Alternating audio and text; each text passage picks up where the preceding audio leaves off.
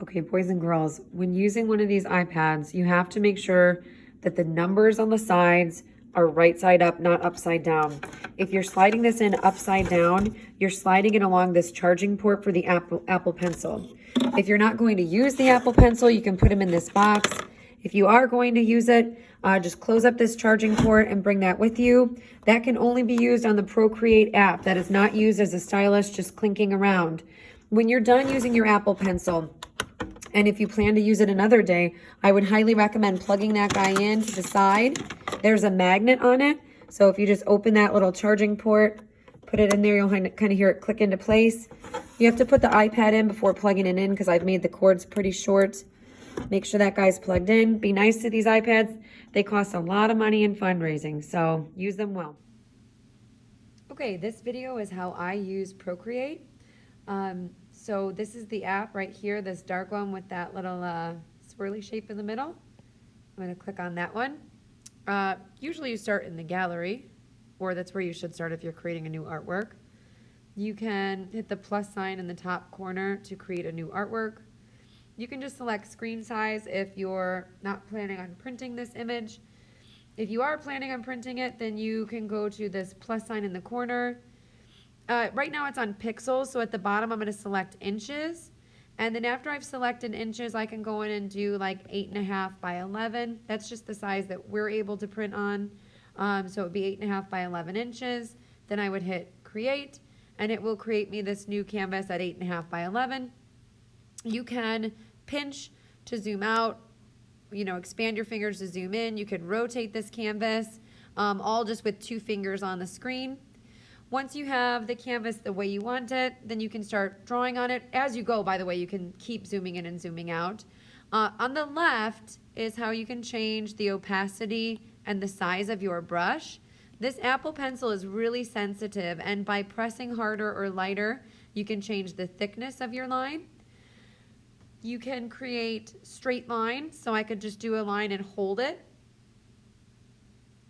And Procreate will make it a perfectly straight line that I can then change the angle of. This works with shapes too, so I could make like a square or a triangle or a circle, any shape like that. That's a perfect shape, and then I can hold it, make it bigger, smaller, rotate it. In the last video I made, I said so many times that I had to remake it, and I'm not much of a video editor, but it was driving me nuts. That straight line tool also works with the smudge tool. So you can make a perfectly straight smudge if you wanted to. So like you could just like smudge through different areas. With the eraser, same thing. You could draw a perfectly straight line with your eraser. Kind of revolve that around too.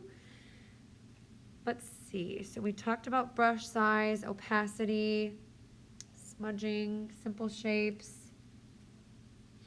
Oh, with a 2-finger tap, you could just tap 2 fingers on the screen. You can undo something you've done. And with a triple tap, you can redo. That's really handy. If you swipe 3 fingers down on the screen, that's where you can get and cut, copy, and paste. So once I've drawn a shape, all right, get out of here. I'm going to draw a quick shape for you. I'll draw a heart. I'm going to select that. Oh, sorry, that selects everything on this layer. So you have a couple options here. I'm going to deselect that with the arrow up there. You can create a new layer, draw this object on its own layer, then hit select, triple swipe, copy, triple swipe, paste, and it'll paste me another heart on a separate layer. Now, what if I go with my original heart that's back on that first layer, and I want to select that one? Then you can hit the selection tool up here that looks like an S. Oh, excuse me. No, I don't. Okay, I don't know why. I feel like it's selecting the entire layer. There we go. So what I want to do is I want to just draw a line around that heart. Then I'm going to triple swipe again, hit copy, triple swipe. That's 3 fingers down on the screen, hit paste. So I can paste that little heart. Oh, you know what? I'm sorry. I'm resizing it. I meant to move it. Oh, now I'm moving the whole canvas. Goodness gracious. Sorry, having a little bit of trouble. Okay, there we go. So I can move that heart, resize it. I can flip it horizontally, flip it vertically. On the bottom of the screen is where I'm getting this. Rotate, fit to screen. I'm going to undo that. Okay.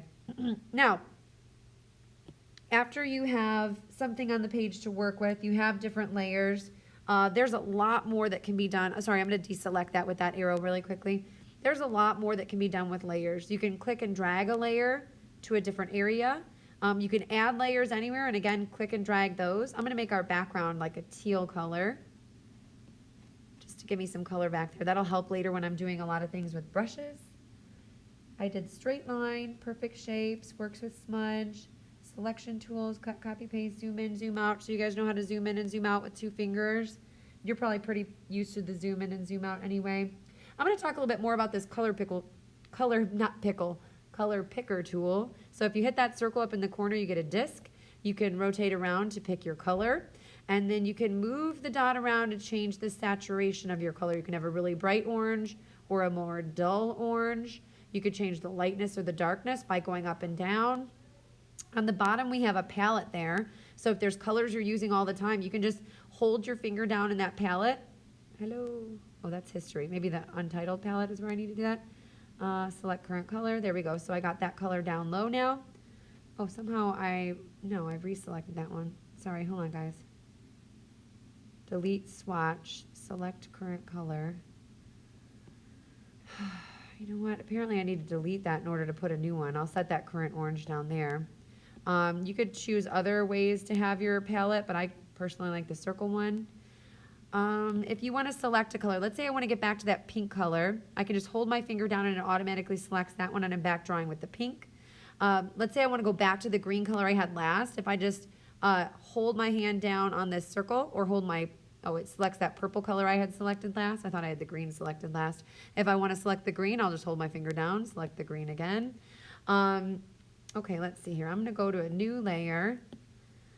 And on this layer, what do I want to do on this layer? Oh, let me talk to you a little bit about layers also. You can change the opacity of a layer. So let's say I'm like, my background's really dark. I want to make that a little bit lighter. I could change the opacity. You could do that to any of your other layers too. Change the opacity here. You could delete a layer by swiping over to the left. Hello? Delete, duplicate, lock. You could just hide a layer. If you want to hit this check mark, you can just hide the layer for now. So I'll hide some of my layers. There's some really cool things you guys could do with brushes here. You can have like a sketching brush. I like this 6B one. Let me draw with a nice bright color here for you. So here's the 6B pencil. I like the 6B because you can make it really big or really small. So if I'm like doing like a hazy background, I sometimes like to just add a texture to it. I like to use that one there. In inking, syrup is one of my favorite brushes as well. Drawing, I like this Oberon. It gets really light on the edges. Which other one did I like in drawing? I thought there was another one I used quite a bit. I don't know, I can't think of it now. Calligraphy, I like the shell brush. That was the one I started off with. And brush pen, those other ones are kind of cool too. The calligraphy brushes I actually like to use a little bit for drawing, not just like drawing text, but just drawing anything. Painting, I really like the, there's painting. I like the wet acrylic brush. That one's kind of fun.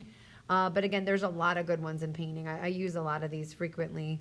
So as far as the other ones, airbrushing has a really useful one, that soft brush. So you can just like, if you wanted to like give something a soft glow, that soft airbrush works really well. You could also make that really big and kind of create like a gradation. Like see how I've just like yellowed up that whole corner?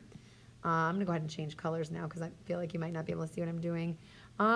Textures, abstract. I do spray paint. I'll do some of these like flickers. I use luminance. I will do the glimmer or the bokeh lights. And this one, it looks pretty cool. It looks like camera glares. And organic. I often use this snow gum to do like a quick, like, okay, here's some leaves, here's like a tree, you know, something like that. Those also change sizes, just like any other brush. You can make big or small leaves, just to do like a quick floral leafy pattern. Okay, I think that top right corner is done. Sorry, I'm doing a lot of ums again. I'm really working on it. So I told you about the selection tools. You could select a whole layer, or you could just select a certain area. There's a Gaussian blur in here, which I've used from time to time. That's this one, like about half the way down. So you can Gaussian blur an entire layer, which is fun. So I'm gonna select, I think I'm gonna do this top layer. I'm gonna select Gaussian blur. And then what you can do is you can just slide your finger. Oh, nope, sorry, that didn't work out like I thought it would. Gaussian blur layer. Okay, there we go. Now I can swipe my finger over to the left or the right on the canvas, and it will give me more or less of a blur. You might just want a really subtle blur for like things in the background so they look not as crisp in the foreground, or they look not as crisp as things in the foreground. Okay, at the end, if you want to share what you've done, you can just go up to this little wrench in the top left, hit share, hit JPEG. JPEG is probably the most generally used. Anybody can open it. Then when you've done that, you can hit save image, or you can hit messages, you can hit mail, and then you can send it to me in a email. I could print it. You could save it to your Google Drive and then open it and print it. So that's basically it. Export unsuccessful, I know. The last thing I didn't show you in gallery is if you want to go back to your gallery, this is an untitled artwork. So if you just want to click on the title, then you could type in a title, preferably maybe being your name. So I'm just going to name this one Mrs. C. Done and done. If there's any other questions you guys have about Procreate, there are tons of YouTube videos out there with tutorials. A lot of them are a lot more thorough than mine was. So feel free to explore. One really awesome tool in using the iPad in general, it's not specific to Procreate, is that you can look at two apps at the same time. So let's say I have my Procreate app open. I can slide up from the bottom, and as long as the photos is one of the more recent tabs I've opened, I can click on photos, and just drag it over. Oh, you know what? That one drug it above. Let me swipe this back down. Get out of here. Go on. Oh, there we go. I put it next to. When it's next to, it's kind of nice because you can make it skinny or you can make it half page, and then you can look at a photo. So I could choose any one of my photos here to look at while I'm drawing on this side over here. And you just have to decide whether you want that photo to be big or small. You could actually also import a photo, which I forgot to tell you guys. Let's say I want to import a photo here. I'm going to go to Add, Insert a Photo, and then I can search through my photos and just import any one of these in. There's my deer. There he be. And then what you do with that photo from there is up to you. I could change his opacity, bring it down a little bit, and then I could go a layer above and draw in the deer, get rid of the deer image. So I know that's kind of like tracing, but it's the ability that you have in this program is to look at images, to pull images in. Even if I wanted to leave the opacity up on that image and draw right next to it, you can also color match from that image. So I could say, I really need this like this color on his snout there. And then you could draw with that same color, kind of camouflage him in some leaves. All right, so photos really helps you in drawing an image. Be sure to utilize that. Go to Google, save some photos in your photos, and then use them when you're in Procreate. Remember, if the Photos app doesn't open up here, just make sure that Photos is a recent tab you've opened, and then it will open in Procreate, okay? You have to sort of squish away the Photos tab before they'll be separate again. Otherwise, they'll always open up together if you have them side by side, okay? All right, good luck.